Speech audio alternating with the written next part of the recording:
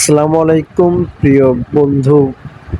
এখন দেখবেন ইসরায়েলে কতটা ক্ষতি হয়েছে, কতটা ভয়ঙ্কর ক্ষতি হয়েছে সেটা আজ আপনাদের সামনে তুলে ধরব। শুরু হয়ে গেল ইসরায়েল আর ইরানের যুদ্ধ। ইরানের বোমা হামলায় ইসরায়েলে কয়েক শতাব্দী মানুষ মারা গেছে ইতিমধ্যে।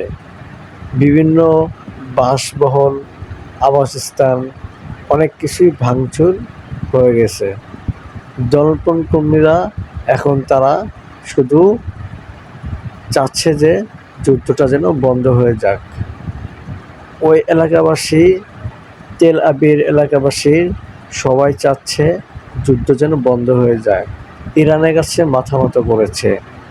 এখন শুধু এটাই বাকি যে মুসলিম বিশ্ব কয়েকটা একসাথে হলে আর কি হতে পারে। এখন শুধু একটা বোমাই মারা বাকি আছে, পারমাণবিক যুদ্ধ।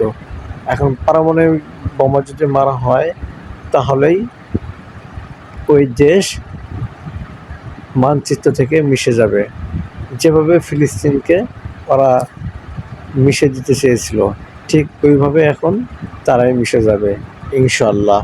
আপনারা সবাই এক হয়ে থাকবেন, মুসলিম বিশ্ব এক হয়ে থাকবেন, কেননা আমাদের পাশে সবাই শত্রু, শুধু আমরা মুসলিম একাই লড়ে যাই, আমরা সব ভাই ভাই।